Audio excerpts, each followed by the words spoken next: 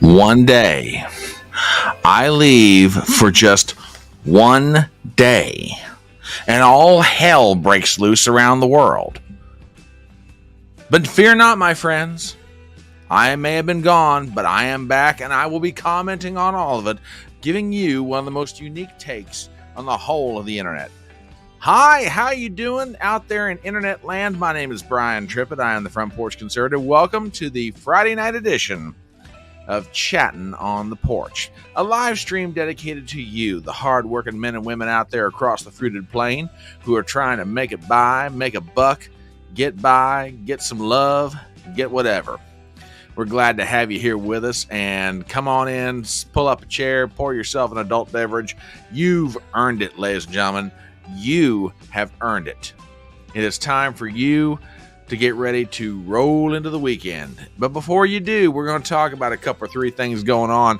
And like I say, you wouldn't believe it. You wouldn't think on a Friday that news would be breaking. But folks, we got something that's got down in the past hour or so. We got to talk about this.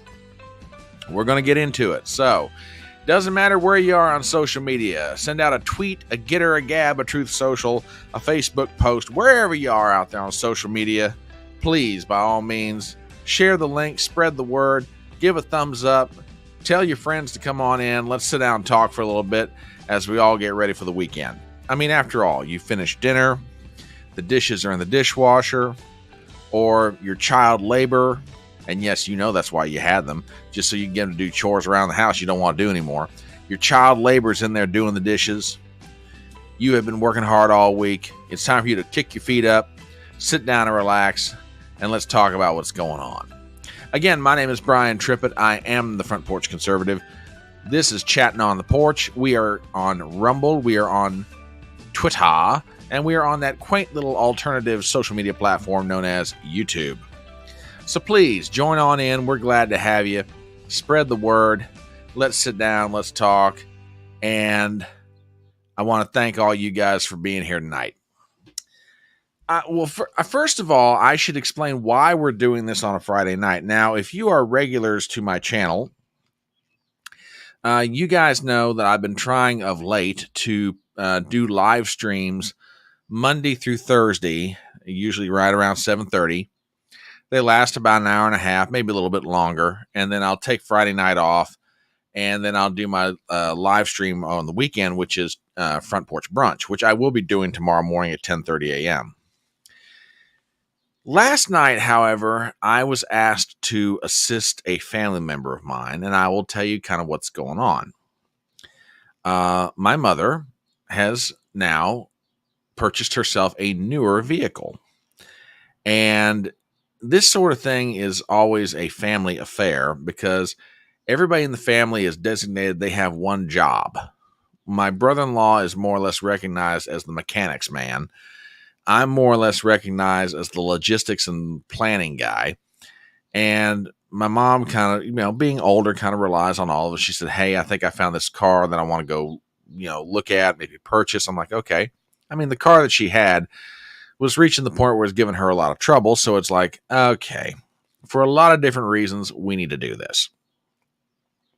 So at the end of last night, my mom is now the owner of a newer vehicle. And it's shiny and it's pretty, and she's like, I can't even fathom driving this thing yet. I was like, you got to come up here this weekend. I'm like, I'll be up this weekend. Don't worry about it. So that's why I wasn't here last night. So, not a problem, but glad to have y'all here. And we're going to talk about 2 or 3 things tonight, and then a lot of different things tomorrow morning. And if you haven't heard about it yet, there is breaking news related to the trial out of Manhattan. And as I say, I don't know if you've heard about this yet or not, but this is from the Post Millennial. Breaking: Judge Marchand notifies parties in NYC Trump case of Facebook comment boasting of conviction before verdict. Quote, my cousin is a juror. It says Trump is getting convicted. Thank all you for your hard work. Article written by, who wrote this? Libby Emmons. Fantastic writer, by the way. If you've never read any of her stuff, I recommend her to you. A stray comment was posted to Facebook only a day before a jury convicted Donald Trump in a New York court last week, in which the poster said his cousin was a juror on the Trump case and that a conviction was imminent. He thanked the court for their service. Judge Juan Marchand brought the comments to the attention of the counsel for Trump and prosecution on Friday, sending the letter to both Trump's attorney, Todd Blanche, and the district attorney, Joshua Steinglass. Reading a little bit further into the article, we have the following. Today, the court became aware of a comment that was posted on the Unified Court System's Facebook page, which I now bring to your attention in the comment. So let's take a look at the letter. And here is a copy of it. This was sent via email to Todd Blanche and to Joshua Steinglass regarding People versus Trump, independent docket number 71543-2023. Dear Counsel, today the court became aware of a comment that was posted on the Unified Court System's public Facebook page, which I now bring to your attention. The comment from the user Michael Anderson states, quote, "My cousin is a juror and says Trump is getting convicted. Thank you for all of your hard work." The comment, now labeled as 1 week old, responded to a routine UCS notice posted on May 29th, 2024, regarding oral arguments in the 4th Department of the Appellate Division unrelated to this proceeding. The posting, entitled "The Appellate Division, 4th Department will hear oral arguments this morning at 10 a.m., and the comments are both viewable at Facebook, yada, yada, yada, New York courts. Very truly yours, Juan M. Marchand, Judge, Court of Claims, Acting Justice of Supreme Court." Okay. Now, let's go back to that article from the Post-Millennial. And hang on a minute, folks. I just got to double check something here. For some strange reason, I am not getting... Just got to make sure of something here.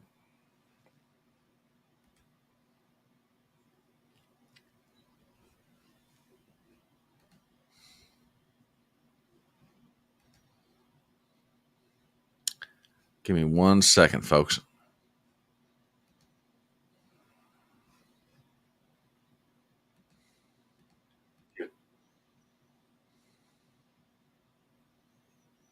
Okay. Just double checking something. For some reason, my comments are not coming through StreamYard, and I don't get that. What's up with this? I know we've got people in the audience. Okay. All right. Okay. Sorry about that, folks. I had to double check something here. Okay. Going back to that article from the Post-Millennial. Sorry about that. I had to just take a quick little second. Jurors in the case deliberated for 2 days before reaching a verdict in DA Alvin Bragg's case against Trump over 34 felony counts of the falsification of business records. The jury found Trump guilty of all 34 counts. There had been a concern that a jury from New York City could be substantially biased. Lawyers for Trump have argued that there were grounds for a mistrial on multiple occasions throughout the trial, but that had been denied by the judge. Jurors in the case were not sequestered, but were instructed to not consume news regarding the trial and not to discuss it with anyone else. If those instructions are shown to have been violated, that could substantiate juror misconduct and be a grounds for mistrial. So, folks, this just broke this afternoon. Marchand sent his letter via email out to the respective attorneys, and from what I understand, Trump's lawyers are looking into this. Now, as far as what the post looked like itself, this is from the Twitter page of Laura Loomer. She's got a snapshot. This was on the New York State Court's Unified System Facebook page from the 29th of May. And here's Michael Anderson's post. "My cousin is a juror, says Trump is getting convicted. Thank you, folks, for all your hard work." Now, for my part, I went out and tried to find this, tried to excuse me, tried to find this post, couldn't do it. Absolutely could not do it. Now, supposedly, let me put this up here. Supposedly, this Michael Anderson person replied a little bit later. This is their, again, supposedly this is their Facebook page. But this was their reply not that long ago. Take it easy. I'm a professional shit poster. Definition in internet culture, shit posting or trash posting is the act of using an online forum or social media page to post content that is of aggressively, ironically, or trollishly poor quality. Shit posts are generally intentionally designed to derail discussions or cause the biggest reaction with the least effort. It may be even sometimes orchestrated as part of a coordinated flame war to render a website unusable by its visitors.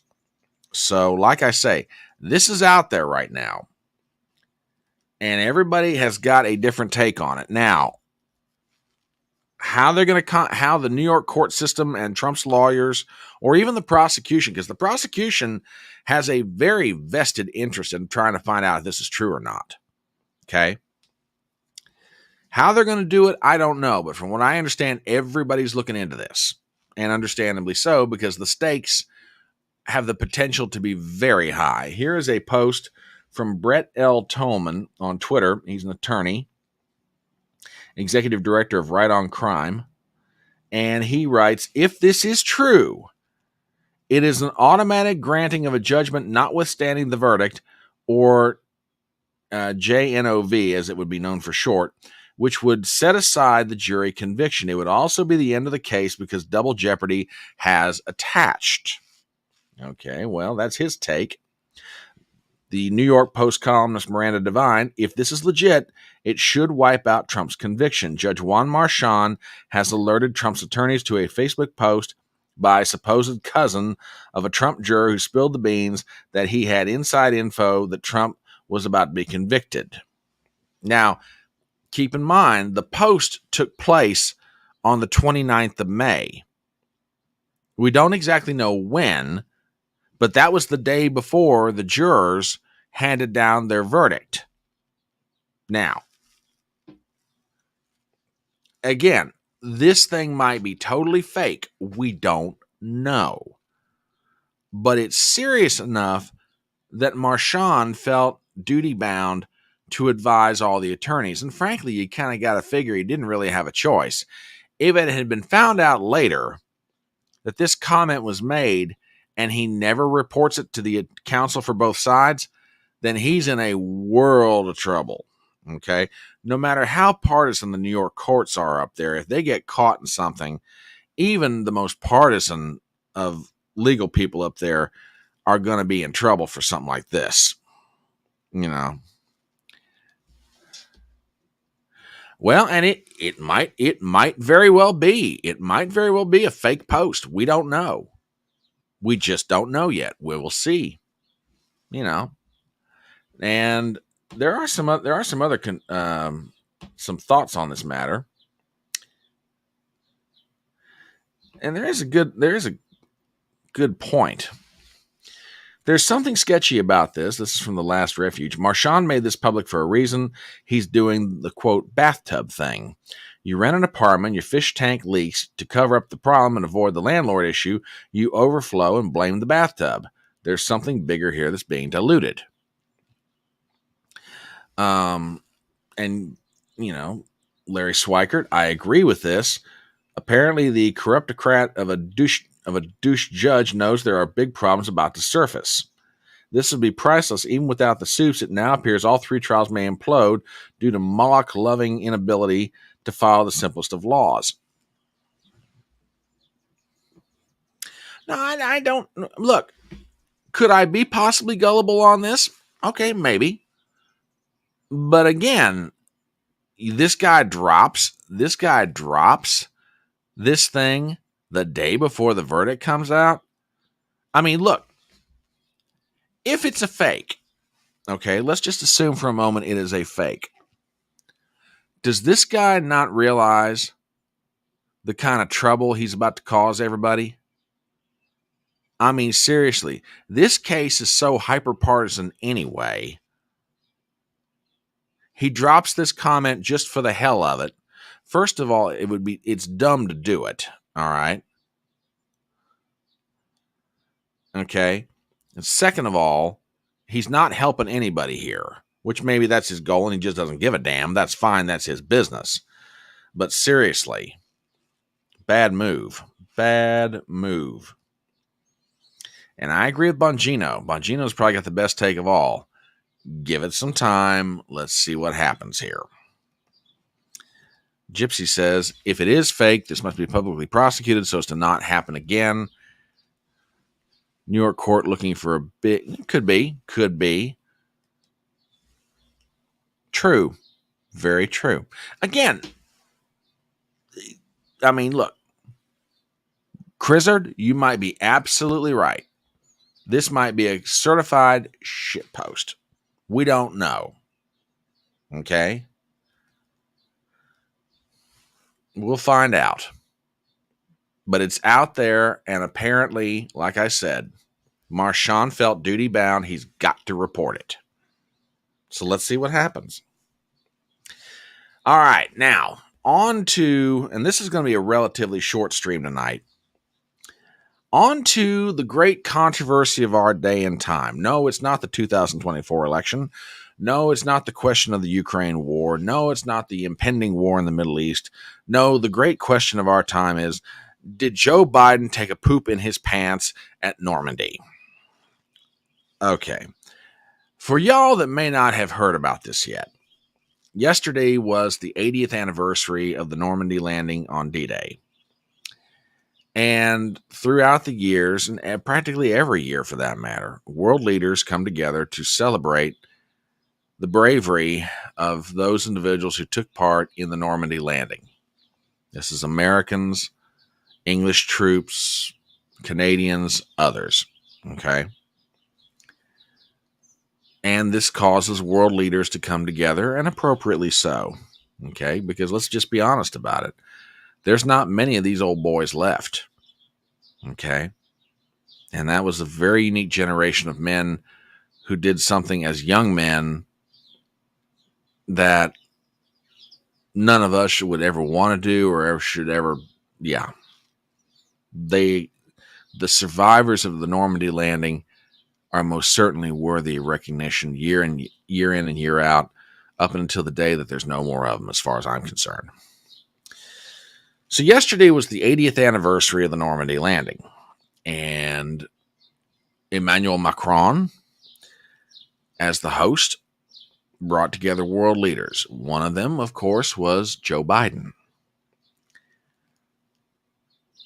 And there were some physical actions that happened, and the way it went down, everybody is wondering,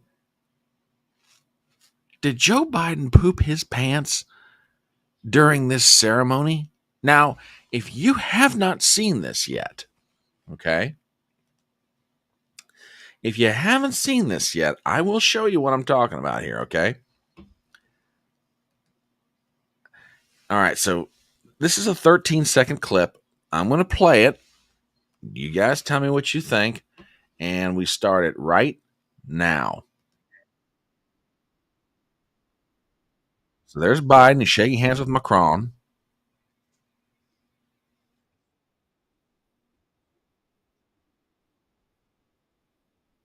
Okay. Now that looks weird enough. Okay. That would have been one thing. But it's what happens next that just no one can quite figure out the why. And I mean, like I say, it's very weird. Now, I know some people out there are going to be watching this going, oh, yeah, there you go. One more chance for you to pick on Biden. No. That's not what I'm talking about. That's not what I'm talking about. Okay. I want you to see this next one. I'm not sure at what point this took place. Some people say it was in the middle of the ceremony. Some people say it was right after the ceremony ended. And that's sort of the interpretation that I'm leaning to. But watch this. There's Joe, there's Jill, and watch what happens.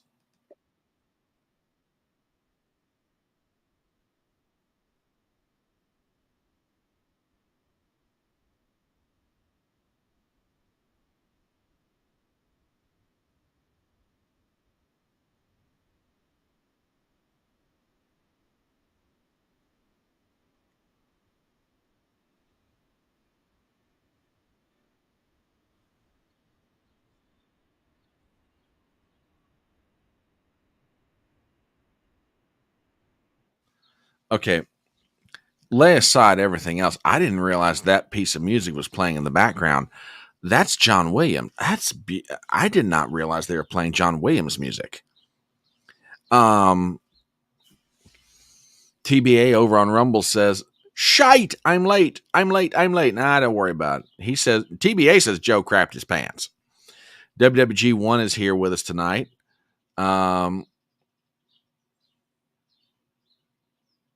I knew WWG1 says, "I knew a girl in France who did a dirty dance. Childhood rhyme fits the." Oh God! Oh my God! There was no sound. Really? Hang on. Let me check this again. I don't know why it keeps doing this to me. So there was no sound on that. Weird. Okay. Yeah, there's a piece of John Williams music. And I cannot think of the name of it. It's an extraordinary piece of music. But then again, anything John Williams is good. So I mean, no sound. All right. Let's try this again. Yeah, now watch this. Jill and Joe Biden very quickly exit this whole thing. Okay, so let's try this again. Check this out.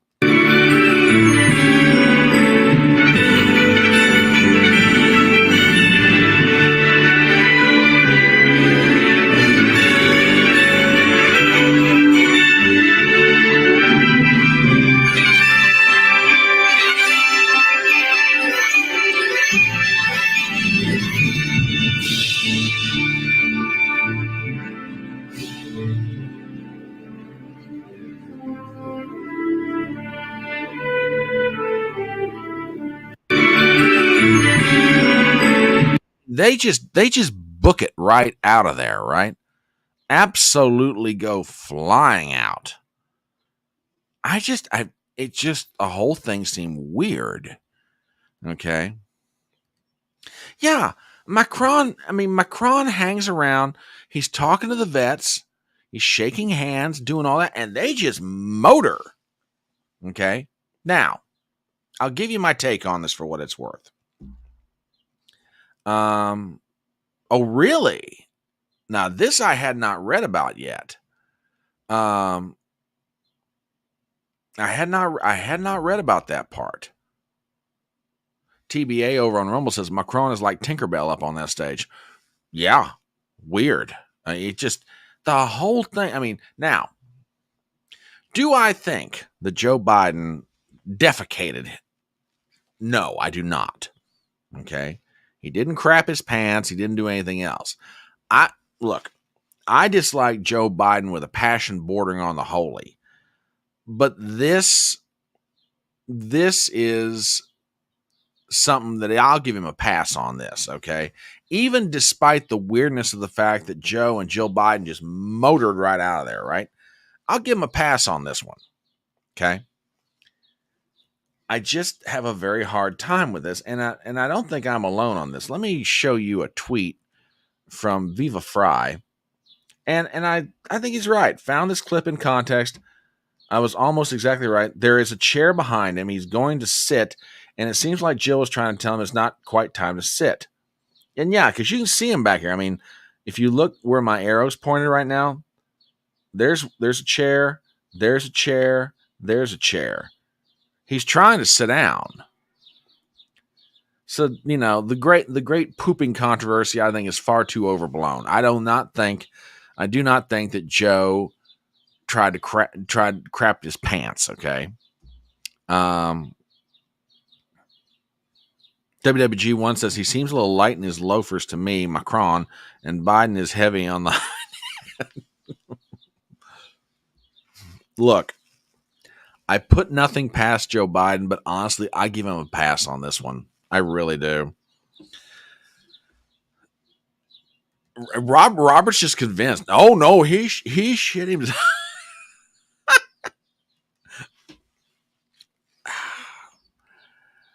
Oh my gosh. Oh, okay. Hang on a minute. This is a published agenda. Joe was supposed to greet the vets after the speech, and Joe and Jill walked out on them. Oh, now if that's the case, very bad form. Very bad form. Huh. Well, now that puts a whole different complexion on it. Like I say, I don't know why he did it. Maybe he did crap his pants. I don't know. I don't think he did. And like I said, I think the way that looks, it looks like he's reaching for the arm of a chair, and Jill's leaning over saying, "Honey, you can't do that. You have to stand up for this." I don't know. TBA says there are certain butt muscles that when you bend just right, crap happens. Been there, done that. Well, and you know, Robert, you bring up a really good point. You bring up a great point. Matter of fact, you're not the only one thinking this. I've got a clip here from two of my favorite people, Alex Stein and the legendary Anthony Cumia. Alex has got a show on the Blaze, and he had Anthony on, I guess, last night or in the past 2 nights. Yeah, and that's altogether possible too. Maybe he was reaching for the chair and he crapped himself. We don't know. You know, we don't know. We don't know what happened here. But Anthony Cumia was on the other night with Alex Stein, and this goes to Robert's point, and I want you guys to hear this because when I did, I was like, good observation. What do you think about Joe Biden? Everybody's saying he pooped his pants. What do you think? I was earlier on my show, I was saying, I hope he pooped his pants. I want to believe he took a dump right there on the beaches of Normandy. But we kind of went over it, and it does look like there's a chair handle there, and he was trying to sit, and then Jill tells him, "Hey, dumbass, you can't sit during this whole tribute to these soldiers." So, yeah, I like to believe it. I'm going to go on with the line that he was taking a dump, even though I know I'm just going to be like regular mainstream media. I'm going to see it and just say what I want it to be, and then it is true. Yeah, but you know, it's almost sadder that if he, like you said, taking a poop, that'd be good. It's almost sad that he can't even stand up for a very important ceremonial thing, you know, that he can't even. It's not good. No. None of it is a good thing. It's not like there's an excuse. Well, no, he was, doing this. It's all bad. But the taking a dump part is really funny and sad. And it just kind of shows the dilemma we're in as Americans here. I mean, Robert, we're sitting here wondering the same. We're all wondering the same thing. Truly. I mean, I asked the question the other day, when does it reach the point that perception becomes reality? I think we're there, especially when it comes to what people perceive Joe Biden to be physically and mentally. I mean, here we've got a situation because of his body language as he's moving to do something, and because of past things we've seen him do, okay, everybody's sitting there wondering, did he take a crap? Half of us are saying, no, the guy's reaching for a chair. The other half of us are saying, no, he's literally crapping his pants. Some people are saying he's doing both at the same time. Yeah, and the great point too. Yeah. And that's a great question. If he was supposed to stand around and talk to the vets, why did he boogie out of there? Because he gave a speech, which we'll get to in a minute. And the speech on the speech on June 6th was bad enough. The one he followed up with is even worse. Okay. Yeah, good point. They're there to shake hands with the President of the United States. Absolutely great point. WWG1 over on Rumble says the first bombing in Normandy in 80 years. Oh my.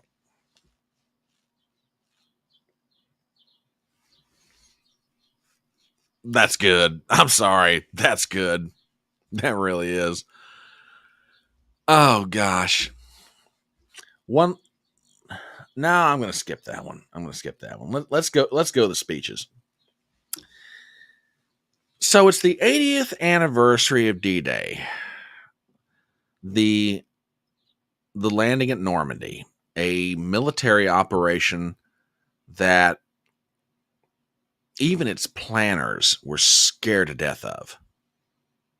There's a story that's told that Eisenhower wrote down a prayer the night before the Normandy invasion happened. The number of men that were lost that day, and in the days that followed, and in the weeks that followed, because that fight at Normandy went on for, it wasn't just a one-day operation. It just kept on going.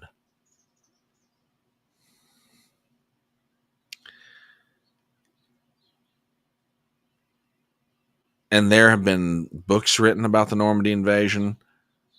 It's a very solemn occasion. It's an occasion when we ought to be totally and solely focused on the veterans, to Gypsy's point.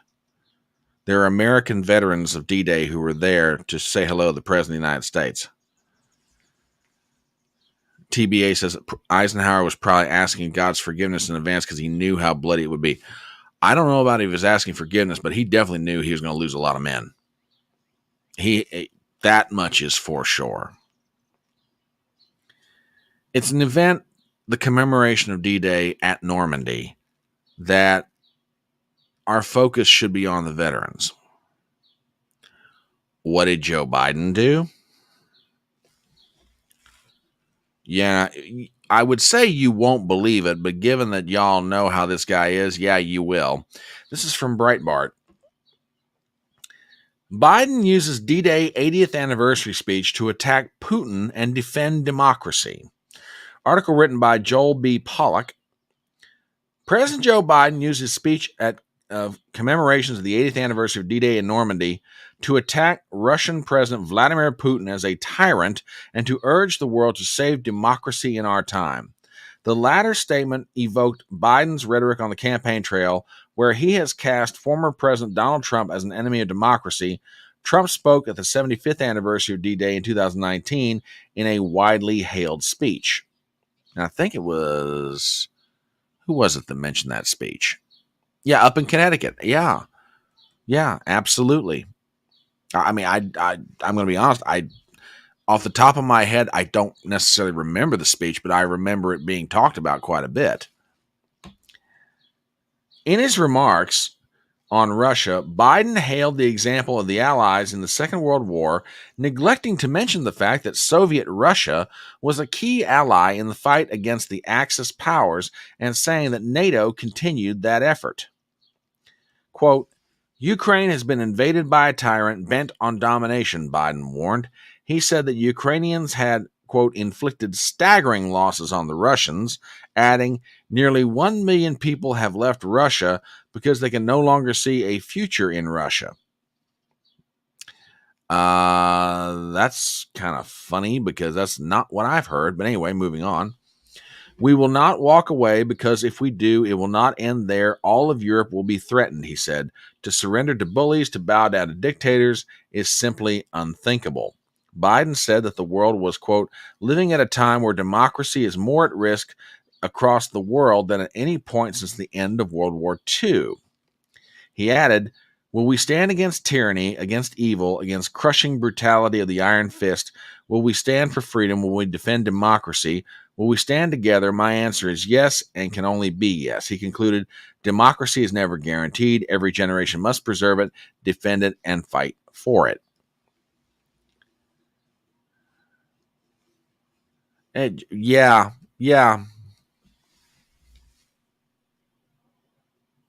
Absolutely ridiculous.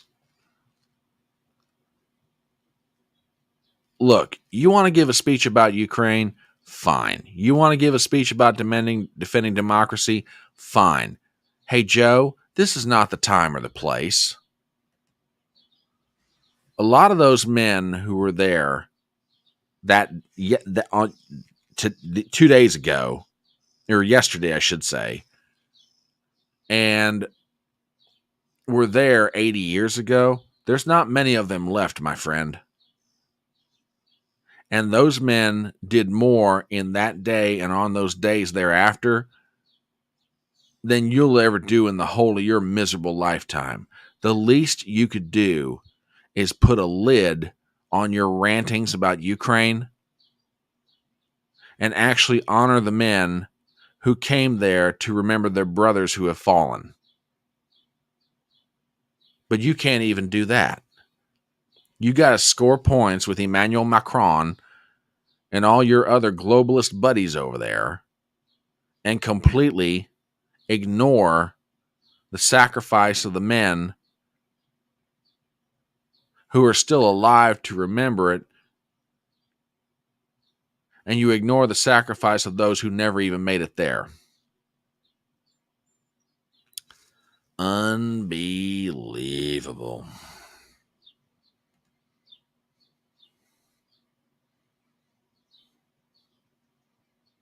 Wow.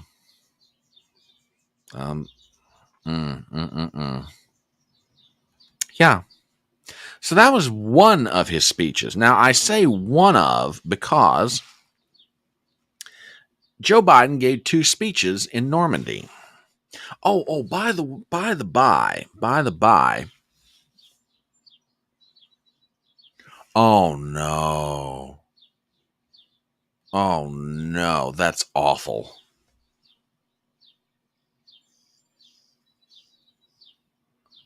That is awful. Oh my goodness. That's God, that even makes it even worse what the SOB did. Jeez. Terrible. Just plain terrible.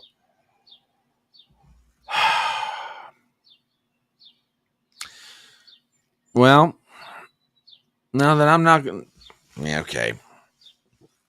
So Biden, as usual, takes an opportunity where he ought to be talking about one thing and talks about his favorite pet subject, Ukraine. Gotta stop Putin. Putin is evil. If we don't stop Putin in Ukraine, he's going to take over all of Europe, yada, yada, yada. Well, you know how much Joe Biden is worried about Ukraine? Let me show you just how much he's worried about Ukraine. Check this out. Again from Breitbart, Joe Biden to skip Volodymyr Zelensky peace summit for a George Clooney fundraiser. Yeah, you heard that right, but I will read it again. Joe Biden to skip Volodymyr Zelensky peace summit for George Clooney fundraiser. Article by Paul Boyes. We have the following. President Joe Biden will reportedly skip a peace summit hosted by Ukraine President Volodymyr Zelensky to attend a fundraiser hosted by Hollywood actor George Clooney. The White House said it will be sending Vice President Kamala Harris and National Security Advisor Jake Sullivan to attend the peace summit in Biden's place, a move that will likely anger Ukraine. Per the UK Telegraph, Biden will instead attend a Democrat fundraiser in California with Mr. Clooney, Julia Roberts, the comedian Jimmy Kimmel, and Barack Obama as he trails Donald Trump in recent donations for his re-election campaign. Zelensky had previously described his American counterpart's absence from the event as a gift to Vladimir Putin, in a sign of the fraying relationship between Kiev and Washington. Representatives from more than 100 countries have confirmed their attendance for the summit in Switzerland between June 15th and June 16th, which aims to unite world leaders behind the Ukrainian president's peace plan.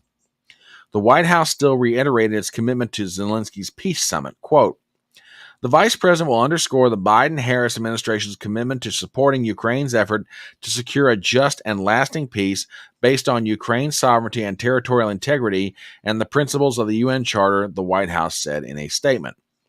Zelensky subtly expressed his disappointment about Biden's absence, believing he would have attended after being in France to commemorate the D-Day's 80th anniversary. Quote, I believe that the peace summit needs President Biden, Zelensky said. His absence would only be met by an applause from Putin, a personal standing applause from Putin. Zelensky also condemned China for trying to persuade other countries from attending the event. Unfortunately, regrettably, Russia, using Chinese influence on the region, using Chinese diplomats, does everything to disrupt the peace summit. Regrettably, it is unfortunate that such a big, independent, powerful country as China is an instrument in the hands of Putin. So, How much does Joe Biden care about Ukraine? Apparently not so much if there's a big time fundraiser in Hollywood for him, for Putin, for Biden, that is. Unbelievable, this guy. Absolutely unbelievable. Now, I said that Joe Biden gave 2 speeches in Normandy, and oh, God.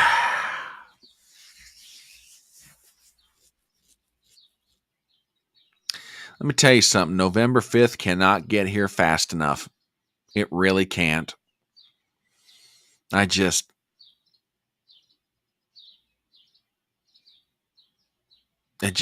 cannot get here fast enough. Which, by the way, ladies and gentlemen, we are down to 4 months and 28 days. 100. I think that makes it 100 and about 148 days or thereabouts. WWG1 says, none of the fundraisers I attend are for me. Maybe I'm doing something wrong. Well, whatever it is you're doing wrong, let me know, because I'm apparently, WWG1, I'm doing the same thing wrong. So there you go. So the second speech, okay, about the same as the first, but he reverts back to an old practice, and I'm going to show you what I'm talking about here in just 1 second. Again, Breitbart. Biden uses Pointe du Hoc speech to blast Putin. Veiled attack on Trump. Article written by Joel Pollack. President Joe Biden used a speech at the Pointe du Hoc monument in Normandy, France on Friday to attack Russian President Vladimir Putin and to issue a veiled attack on his domestic political opposition in the upcoming election. As he did during the formal commemoration of the 80th D-Day ceremony on June 6th, Biden attacked Putin and called on the world to defend democracy. The latter has been a theme of Biden's campaign against former President Donald Trump. Biden delivered his address in the same spot where Reagan had delivered one of the most celebrated orations in presidential history 40 years ago. Unlike Reagan before him, who criticized the Soviet Union while also recognizing Russian contribution to victory in the Second World War, Biden focused on the challenge of Russia's invasion of Ukraine. Similarly, at Pointe du Hoc, Biden focused on criticizing Putin.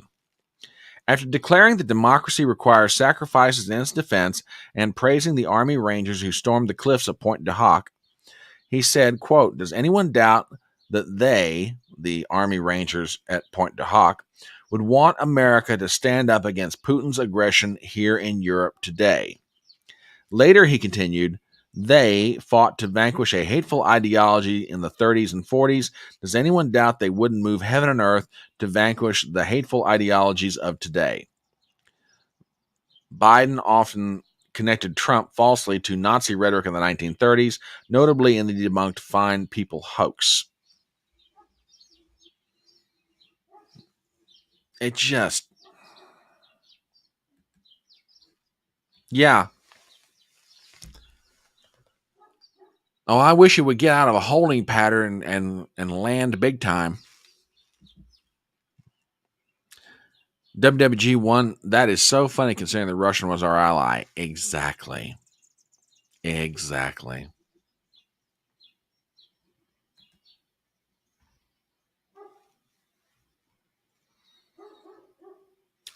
I don't blame you a bit. I do not blame you a bit.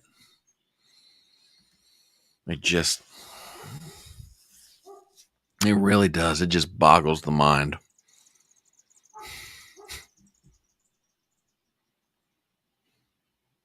Tell you one thing. I got various things on my political Christmas wish list. And one of them is this. Whatever it is that is Joe Biden's obsession when it comes to Ukraine, if he loses in November, I want everything to come to light. That's on my Christmas wish list. I want everything to come to light. I want everything to come to light having to do with Joe Biden's involvement in Ukraine, and not just him.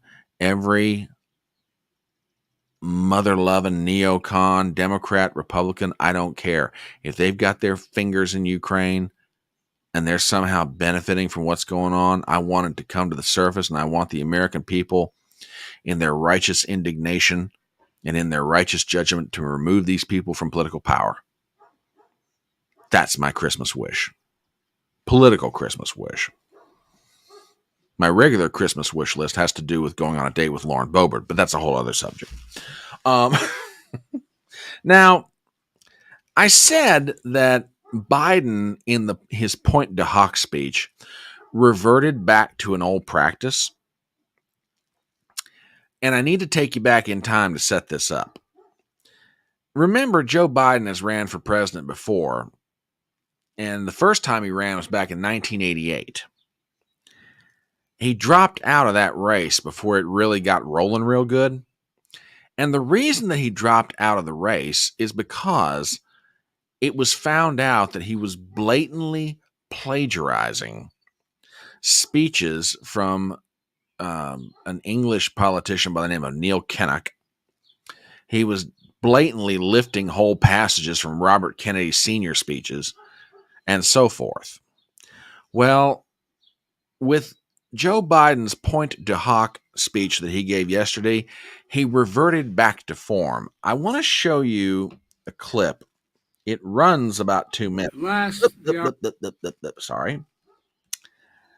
See, I take one day off and I get rusty with this thing. All right. I want to play this for you. Now, you might be able to make an argument that some of the phrasing that he used in his speech couldn't be avoided, but is it just me, or does some of what you're about to hear sound eerily similar? Check this out. At last the hour had come. Dawn, 6th of June, 1944. At dawn on the morning of the 6th of June, 1944, 225 American Rangers arrived by ship, jumped into the waves and stormed the beach. 225 Rangers jumped off the British landing craft and ran to the bottom of these cliffs. Gunfire rained above them, but still they kept coming. Nazi grenades thrown from above exploded against the cliffs, but still they kept coming. The Rangers looked up and saw the enemy soldiers, the edge of the cliffs, shooting down at them with machine guns and throwing grenades. And the American Rangers began to climb. They launched their ladders, their ropes, and grappling hooks, and they began to climb.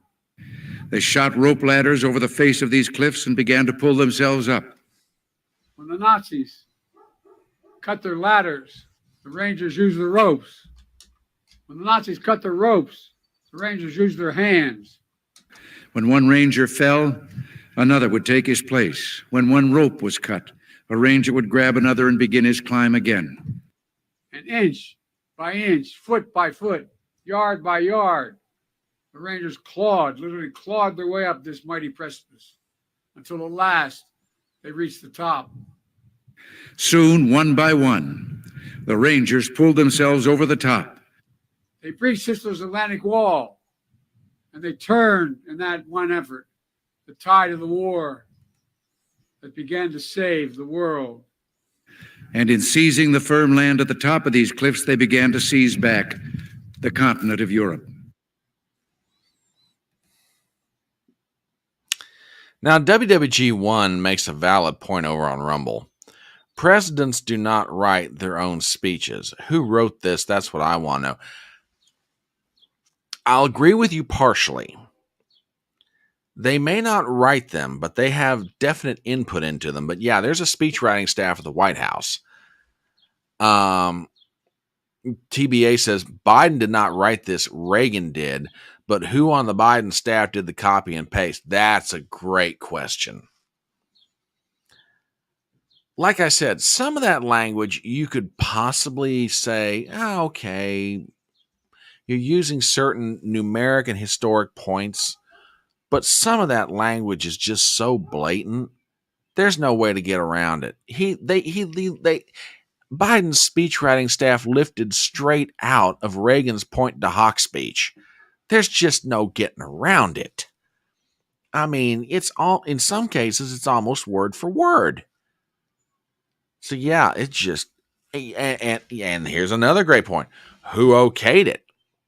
In the end, it would have had to have been Biden. Biden would have had, I mean, unless there's something I don't I mean, it's possible, but I would think that Biden would have had to have been the one who okayed the speech. He's the one that would have told him to load it up in the teleprompter. Yeah.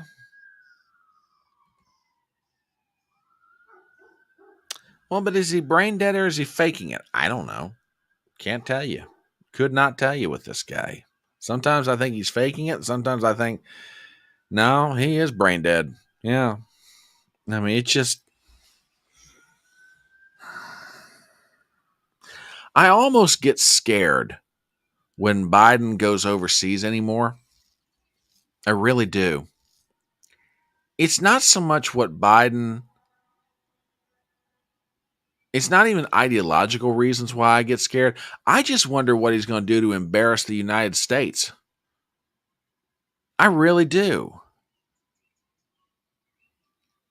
It's like, do we really turn this guy loose on the world? Because world leaders have got to be looking at this guy and going,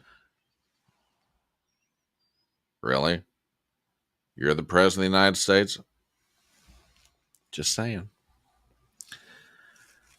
Oh, goodness. It's about 8:25 on a Friday night, and I want to thank all you guys for stopping by this session of Chatting on the Porch. Normally, this would have been done last night, but I was helping a family member buy a car, and boy, they got a pretty good one, too. We're on Rumble. We're on Twitter. We are on that quaint little alternative site called YouTube, and we're just here catching up on some stuff. Like I said, I take one day off, and the whole world goes crazy. You know, oh, yeah, we are.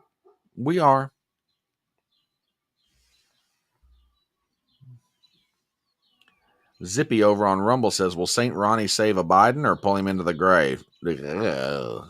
Graphic way of putting it.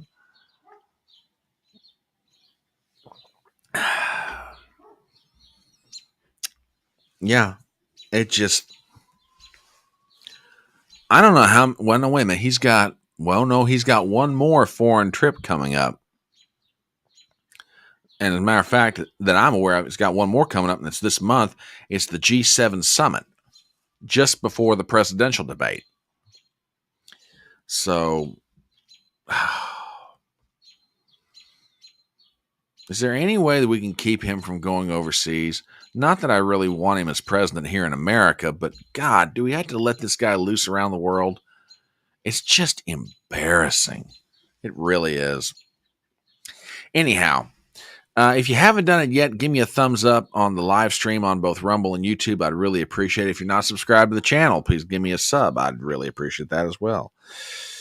Well, no, that's true. At least that is one thing he hasn't done yet. Anyway, I want to thank you guys for being here for a abbreviated session of chatting. And I've got really one more story for the night, and we're going to tackle a bunch of stuff tomorrow morning at brunch, several different things, but I need some time to go over them. One of them I want to talk about is Trump's interview with Dr. Phil. I need some time to watch this thing because I've heard a lot of good things about that speech, or not speech, but that interview, and I'd like to kind of go over parts of it. And there'll be a bunch of other things we talk about too, but I've got really one last story for the night because kind of felt bad that I had to short circuit the normal live stream from last night. So a lot of people have been commenting lately about the two-tiered system of justice in America. And more particularly, they've been talking about it as it relates to Donald Trump and Joe Biden, or Biden's Justice Department. Well, now people are focusing their attentions on Hunter Biden, which, by the way, the prosecution rested their case today in Wilmington, Delaware. Next week, the defense will start up. And I am dying to see what kind of verdict comes out of that trial. Because Joe Biden did make the statement the other day. He's not going to, if Hunter gets a guilty verdict, he's not going to pardon him. We'll see about that. But there is another example of the two-tiered system of justice in this country. Had you guys heard about this? I'll get this pulled up for you from the New York Times. Judge orders Bannon to surrender to prison term by July 1st. The outspoken Trump ally was convicted 2 years ago of contempt of Congress for refusing to comply with a subpoena from the House January 6th committee. He faces a 4-month sentence. Article written by Alan Ferrer and Aishwarya Kavi. We have the following. A federal judge on Thursday ordered Stephen K. Bannon, a longtime advisor of former President Donald J. Trump, to surrender by July 1st to start serving a 4-month prison term for disobeying a congressional subpoena. Mr. Bannon was sentenced on October 22nd on contempt of Congress charges after he refused to give testimony to the House committee that investigated the January 6, 2021 attack on the Capitol. Judge Carl J. Nichols, who has overseen the case, allowed him to remain free while he appealed. Last month, however, Mr. Bannon lost the first round of that challenge as a 3-judge panel on the Federal Appeals Court in D.C. decided that his guilty verdict on charges of ignoring the House committee's demand for his testimony was proper. Because of the panel's ruling, Judge Nichols said he no longer believed that Mr. Bannon could rightfully continue to postpone serving his sentence. Quote, I do not feel my original basis for Mr. Bannon's stay exists any longer, he said. Lawyers for Mr. Bannon had promised to ask the full appeals court to reconsider the panel's decision. And Judge Nichols said that Mr. Bannon would have to start serving his sentence in less than 4 weeks unless the full appeals to court took the case and issued its own ruling to pause the sentence from being enforced. Judge Nichols' decision seemed to catch Mr. Bannon's lawyer, David Schoen, by surprise, and he approached the podium after it was issued and started arguing with the judge. Judge Nichols dressed him down. Quote, one thing I think you need to learn as a lawyer is that when the judge has decided, you do not get up and yell at them, the judge shot back. During his brief trial 2 summers ago, Mr. Bannon was similarly defiant, contesting the charges that he had snubbed the House committee both inside and outside the courtroom. At one point, he delivered a speech promising to go medieval on the prosecutors who had brought the indictment against him. After hearing on Thursday, he remained recalcitrant, declaring that he would challenge his conviction all the way to the Supreme Court if necessary. Speaking to reporters outside the courthouse, Mr. Bannon sought to portray the case against him as an attack on Mr. Trump and on his supporters. Quote, this is about shutting down the MAGA movement, shutting down grassroots conservatives, shutting down President Trump, and there's nothing that can shut me up. Mr. Bannon's legal travails could continue after or even during his stint in prison. Okay. And that's a good point. That is a really good point. If Bannon's got to go, there's a bunch of people needs to go with him. And going back to Hunter's trial, this is a good point too.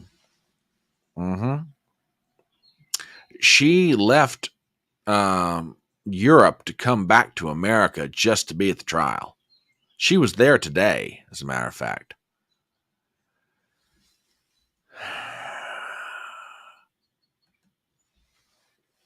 So you've got now let me kind of set up something else here. There's a reason in part why Bannon ignored the subpoena from the J6 committee. Bannon's argument was, in part, that the committee was not properly formed. It did not have a minority council. It didn't have proper number of Republicans. The minority leader, which would have been McCarthy at the time, didn't put members on the committee. There were just 2 members, Republicans, chosen. They were both chosen by the Speaker of the House, who's a Democrat.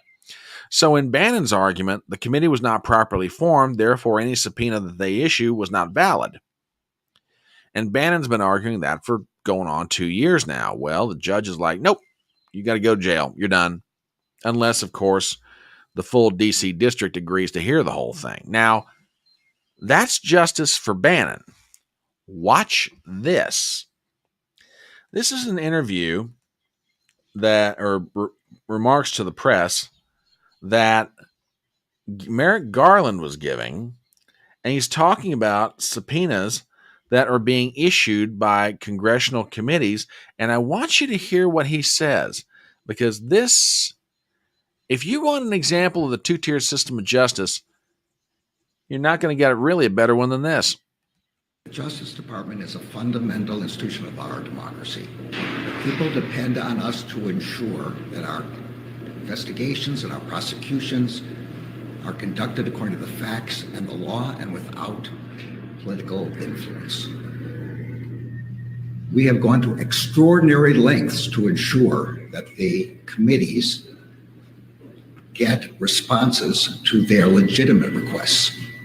But this is not one. To the contrary, this is one that would harm our ability in the future to successfully pursue sensitive investigations. Now, there have been a series of unprecedented and frankly unfounded attacks on the Justice Department. This request, this effort to use contempt as a method of obtaining our sensitive law enforcement files is just the most recent. The effort to threaten to defund our investigations and the way in which there are contributions to an atmosphere that puts our agents and our prosecutors at risk, these are wrong. In simpler language, ladies and gentlemen, Merrick Garland, if given certain requests from certain committees, he will ignore them. Subpoenas, actually. Subpoenas for information. Steve Bannon goes to jail for ignoring a subpoena from a congressional committee. The Attorney General gets to ignore a subpoena and nothing happens. Rules for thee, but not for me. And the elites in this country cannot understand why folks like you and me and millions of other people like us across this country are just so fed up, and we cannot wait to go vote. It's crap like that. One man goes to jail because he he defies a congressional subpoena. TBA says, how can the DOJ ignore subpoena? That's a great question. That's an absolutely great question. If it's a valid congressional subpoena, I don't see how they can ignore it. But then again, what's the Congress going to do to enforce it?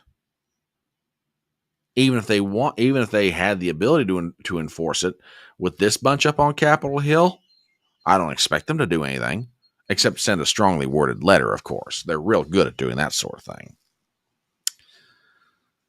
So yeah, just stuff that just absolutely makes you sick. It really does. Oh yeah. Yeah, you're right, Robert. They really are. They're gutless. As currently constituted, they are gutless. So, WWG1 says, I'm going to ignore my next subpoena just to see what happens. I consider it research. There you go.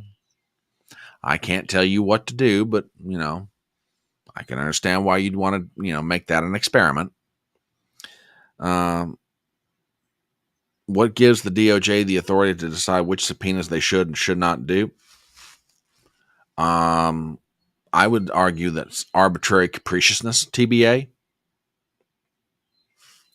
Arbitrary capriciousness. Oh, it is. It is really sad. It really is.